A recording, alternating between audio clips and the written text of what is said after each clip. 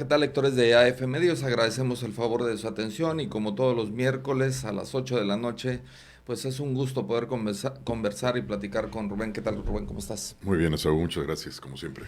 Pues muchas cosas que platicar nuevamente. En este miércoles han sucedido algunas situaciones que ya rayan en lo escandaloso a nivel federal, pero también otras que son pues muy serias en términos de legislatura, en el presupuesto que se está debatiendo y se están analizando modificaciones en el presupuesto.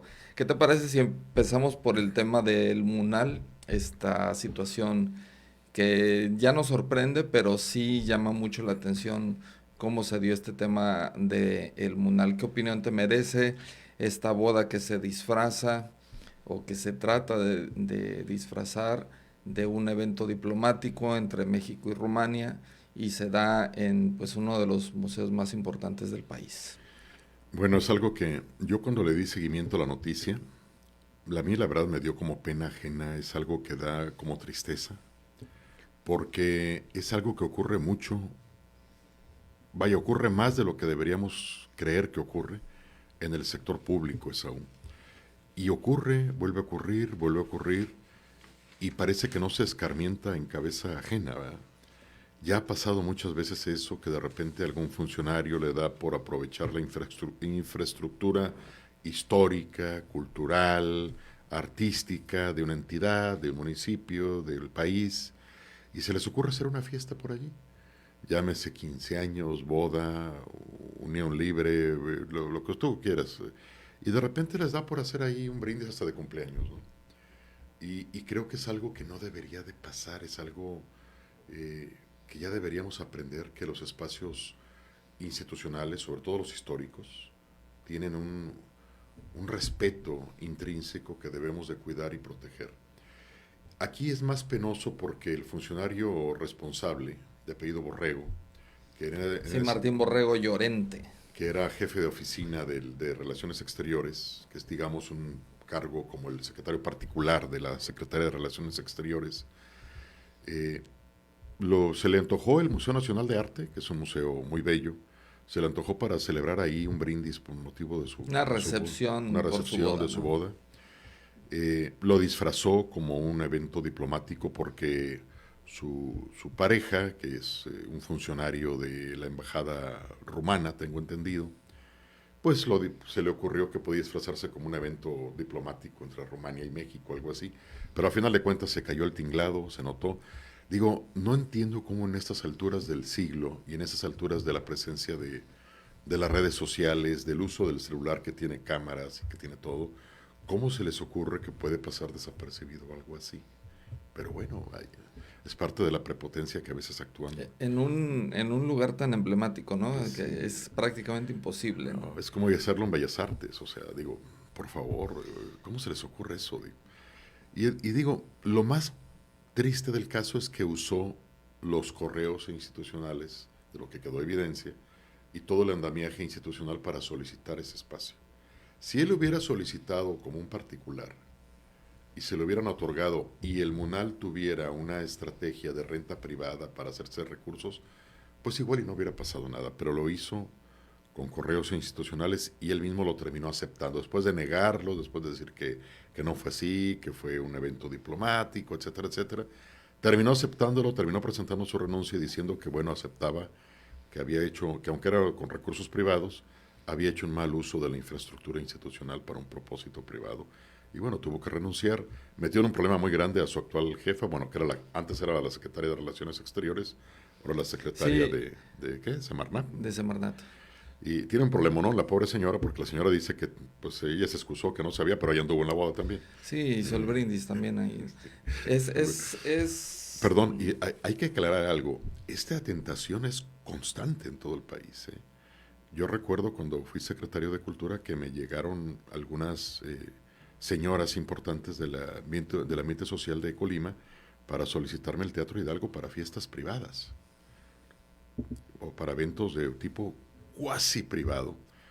Y pues yo con todo y pena me negaba porque yo sentía que esos espacios, si comenzamos a brindarlos así, se vulgarizan.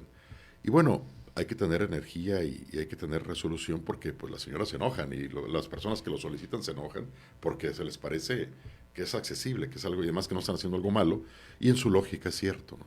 Pero el funcionario tiene que aguantarse, tiene que resistir porque si no entonces entramos a una debacle en el uso de los espacios públicos.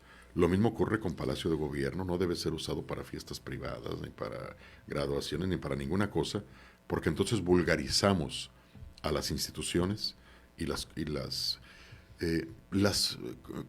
condenamos a algo demasiado social que no embona con la idea de la institución pública. Pues algo en términos políticos y banales, ¿no? Banalizan el uso de instituciones o de espacios públicos que también conlleva pues el uso de recursos públicos. Y además digo, yo entiendo que a veces hay una tentación de los espacios para llegarse recursos frescos, rentándose además, pero creo que hay que resistir esas tentaciones, porque entonces el espacio público pierde categoría, pierde calidad y se convierte en un salón de fiestas Sí, gigantesco. pero una cosa es que se hubiera tenido pues la vía legal o la vía institucional de decir, a ver, este espacio se puede rentar para ciertas ocasiones o se puede rentar con ciertos criterios o con ciertos requisitos, pero se puede rentar. Pero aquí lo cuestionable y de donde partió todo es que se fingió que era un acto por el 89 aniversario de relaciones diplomáticas entre Rumania y México, cuando el novio del funcionario mexicano pues es funcionario de la embajada de Rumania. Una simulación, ¿no? Es una simulación y de ahí partió todo y es pues hay que darle crédito al reportero, el reportero Claudio Ochoa Huerta. Descubrió todo, ¿eh? Descubrió todo, empezó a buscar el hilo a partir de precisamente de videos. Y hay que mencionar que, bueno, esta boda se realiza el 4 de octubre cuando ya estaba en el cargo Claudia Sheinbaum, es decir, ya abarca su periodo. Y ellos realizan el acto y ya después pasan a formar parte, tanto Martín Borrego como Alicia Bárcenas pasan a Semarnat. Entonces ya están en otro ámbito, ya no tenía nada que ver su presencia con la relación Rumania-México, porque ya no formaban parte claro, de la diplomacia mexicana. Y entonces ellos realizan esto y hasta ahora, en diciembre, se da a conocer por este reportero Claudio Ochoa Huerta, que trabaja en el Universal como columnista y también en Latinus. Y pues se hace un escándalo por toda esta situación. Primero ellos empiezan a argumentar y a justificarse, pues precisamente que había sido un acto diplomático. Es lo peor, ¿eh? Y se comienzan a contradecir tanto el propio Borrego como el titular del MUNAL, incluso Bellas Artes también, el Instituto Nacional de Bellas Artes entra también ahí, todos empiezan a contradecir y es cuando está ahí el escándalo, ¿no? Digo, son cosas que ya no deben de suceder. Yo creo que hay que cuidar los espacios públicos, privilegiarlos. En Colima, pues el Palacio de Gobierno no debe ser usado para ceremonias de tipo privado, porque si no al rato vamos a tener hasta fiestas de 15 años ahí. No debe pasar. Teatro Hidalgo menos, o sea, son espacios que tienen que tener un celo cultural por parte de los colimenses. En algún momento en el siglo pasado, a principios del siglo pasado, el Teatro Hidalgo, que estaba todavía nuevo en esa época, llegó a ser usado para fiestas de 15 años, pero era un Colima distinto, ¿verdad?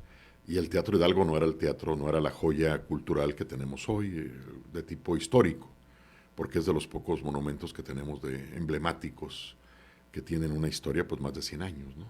en la entidad. Entonces tenemos que preservar y cuidar esos espacios. Y si lo tenemos que hacer en Colima, bueno, en el ámbito nacional es peor la situación, ¿no?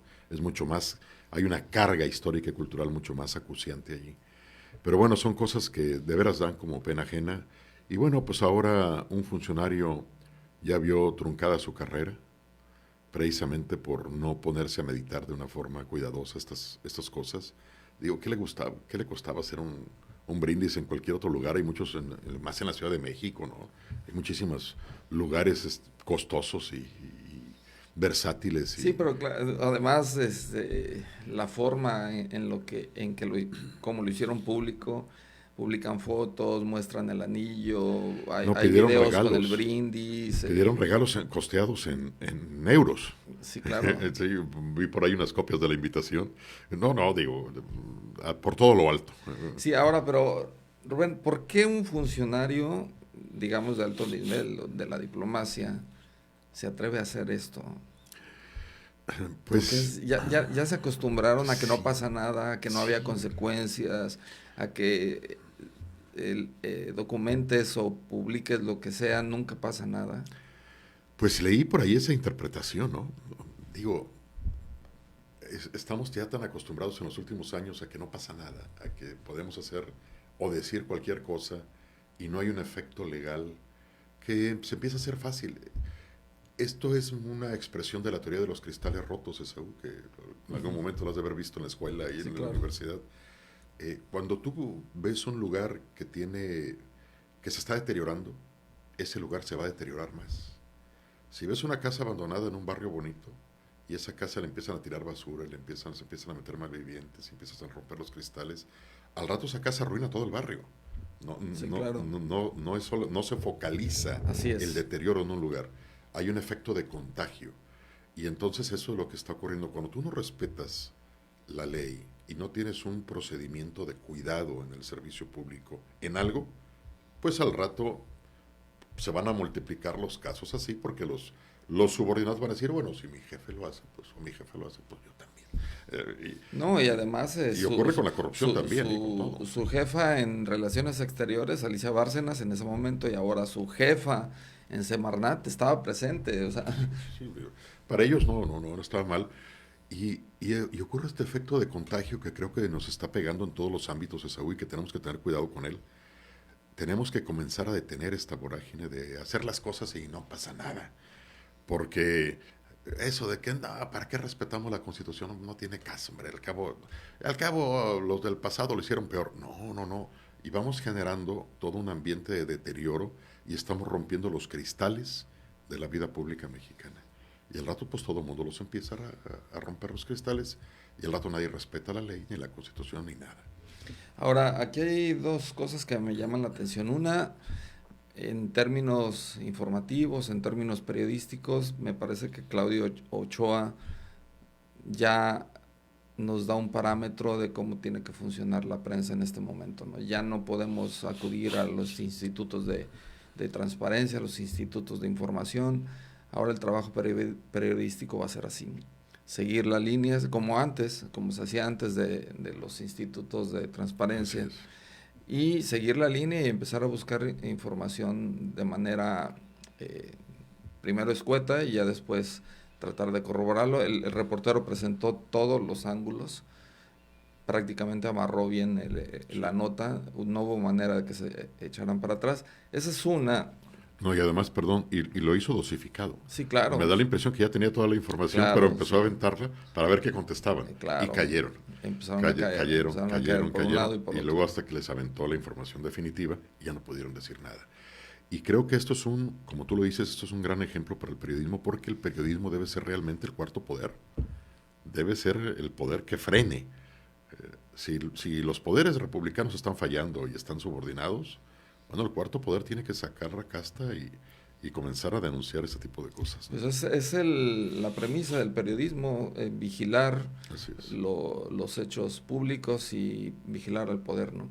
Pero la otra que me llama mucho la atención es que señalan, bueno, ya renunció, bueno, no renunció por coherencia, no renunció por sensatez, o sea, yo creo que renunció porque afectó el interés político de alguien superior, me queda clarísimo eso, y por eso está renunciando, por la presión mediática, porque el tema se hizo viral en un día, se hizo Así viral, es.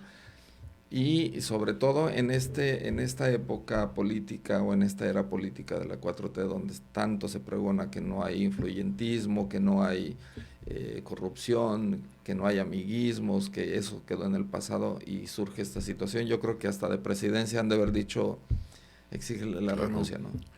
Algo similar le pasó a un paisano nuestro en el inicio del periodo del presidente Andrés Manuel López Obrador, ¿no?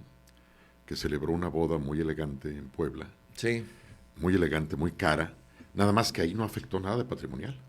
claro. Él Fue se, solo a la imagen, ¿no? él se casó con una mujer rica y invirtió mucho dinero en una boda de ensueño, pero era su dinero, pues. Que lo afectó mucho, porque iba iniciando un gobierno de austeridad, iba iniciando un gobierno de cambio, y él celebró una boda que pues, prácticamente era una boda con alcances nobiliarios, ¿no? Pero bueno, a final de cuentas él no afectó patrimonio. Exactamente. Nuestro paisano Yáñez. Yáñez. Pero no afectó patrimonio, bueno, pues ahí siguió. Aguantó el vendaval y ahí sigue como funcionario público, lo cual me parece correcto porque necesitamos muchos funcionarios públicos colimenses. Ahora, si eso está pasando en hechos o en situaciones prácticamente de corte social, en la política o en los funcionarios de alto nivel, ¿qué nos da a pensar lo que no se ve, lo que queda Claro. atrás, ¿no? Creo que precisamente por eso tenemos que tener la mirada atenta a los mexicanos, no solamente a los medios de comunicación, a lo que está ocurriendo, ¿no?, en las instituciones, a denunciar, a hacer visibles las cosas, porque de otra forma, si no las hacemos visibles, los abusos siguen, la corrupción sigue, y tenemos que hacer todo lo posible por ir cambiando la cultura política, que es una cultura política mexicana. Digo, yo a veces escucho que dicen, es que los políticos de México son muy corruptos. Bueno, sí, la corrupción se ha convertido en el común denominador más allá de los partidos. Si algo permanece en la vida pública en México es la corrupción. Llega el PRI, llega el PAN, llega el PRD, llega Morena y sigue habiendo eventos de corrupción. Y la corrupción no es solamente robarse dinero, es hacer un mal uso de las instituciones o desempeñar un cargo para el que no estás preparado adecuadamente. También eso es corrupción. Y eso se mantiene.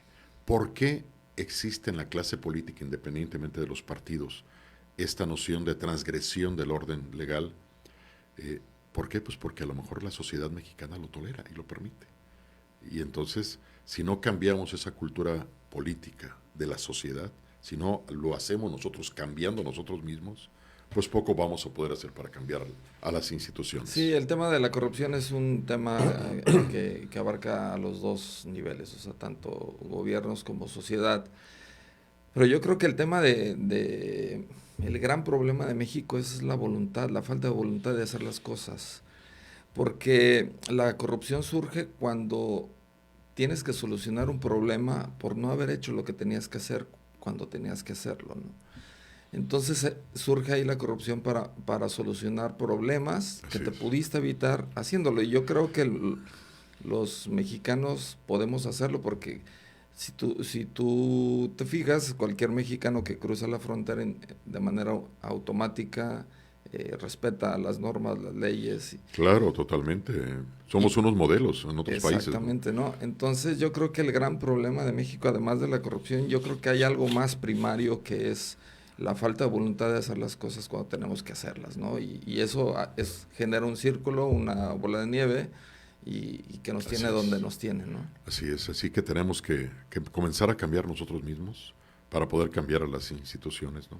Sí, A la clase política. si quieres vamos a ver lo que dice Juan Ramón de la Fuente, que ya era imposible que quedara fuera del tema y pues hace mención sin decir el Sin nombre, decirlo. pero hace mención del tema, Muy ¿no? interesante. Y me tengo que referir necesariamente durante unos minutos a la ética de la diplomacia y de las y los diplomáticos. A la ética como marco filosófico de nuestra conducta individual y colectiva. A la ética como un imperativo de la autoridad y de la verdadera competencia en el quehacer diplomático. A la ética como compromiso ineludible del servicio público.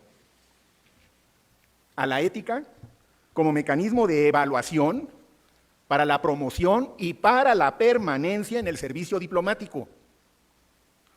La ética rigurosa como contrapeso de la diplomacia que se agota en el elogio inmerecido y en la recepción frívola.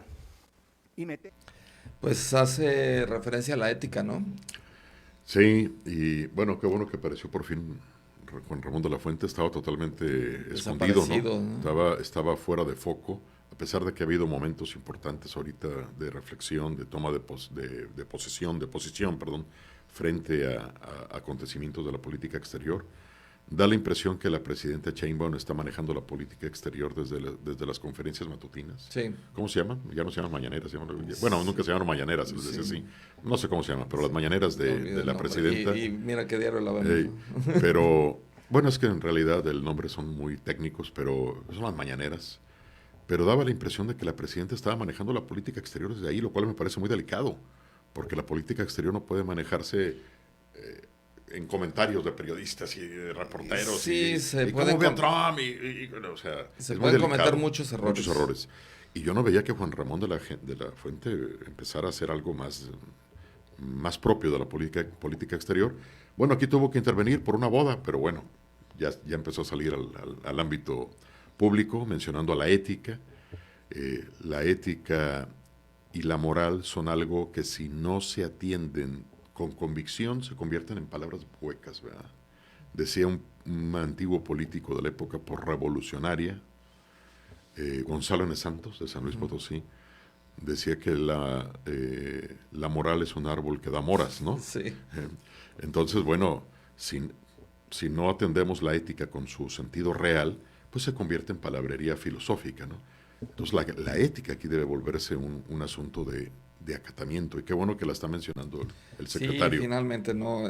Pues es un triste episodio, digamos, un escándalo, pero bueno, veremos en qué termina esta situación. En otro tema, Rubén, que sí me parece muy relevante y sumamente importante para la vida del país, vida pública, vida gubernamental de este 2025, pues siguen habiendo cambios, siguen habiendo remiendos en el presupuesto federal.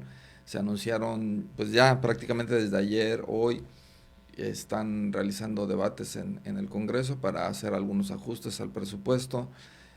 Se estima que mañana se terminen estos análisis y se puedan estar aprobando algunas leyes secundarias en términos de presupuesto para el 2025. Se habían anunciado algunos recortes, decía Ricardo Monreal, líder de la bancada oficialista en el Congreso, que hablaban primero de unos 20,000 millones y ahora está hablando de 30,000 millones, superior a 30,000 millones de pesos en estas modificaciones. Mira, Esaú, a mí una vez me explicaron esto del presupuesto de una forma, me lo explicó un amigo que colaboraba de una forma muy importante en el ámbito legislativo federal, y esa explicación la he visto extendida en muchos otros ámbitos. El presupuesto es como una cobija, ¿no? No se puede hacer más grande la cobija. Es lo que es. Claro. Y si tú te quieres tapar la cabeza, pues te vas a destapar los pies. O sea, la cobija no da para más, pues. Entonces aquí están experimentándolo ahorita. Yo no entiendo, Esaú, por qué no hicieron un trabajo adecuado de definición presupuestal. Precisamente eso, ¿no? Digo, porque hay expertos en Hacienda, hay expertos en las áreas de programación de gobierno.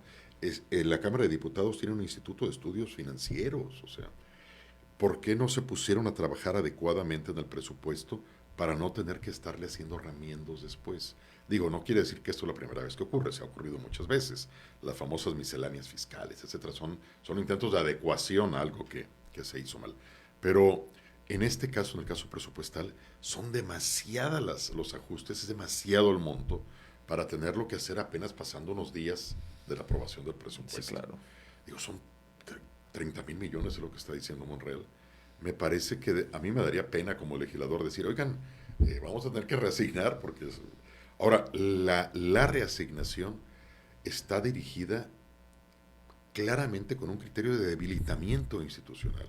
Oye, le están quitando recursos al Poder Judicial. Bueno, ¿qué no se supone que se trata de fortalecerlo? Sí, no, y además tienen una elección de por medio, ¿no? Viene una elección de por medio. Se le quitan al Instituto Nacional Electoral recursos también. Por supuesto que todos sabemos que lo que ya pasó, que le han exigido al Instituto Nacional Electoral disminuya su presupuesto para la elección, que le están queriendo disminuir participaciones también al Poder Judicial, que ya lo dijo Monreal, las disminuciones van al Poder Judicial, y a organismos autónomos, entre ellos también al Instituto Nacional Electoral. Y hay algunas resignaciones en términos de montos a educación pública, infraestructura, campo mexicano y cultura.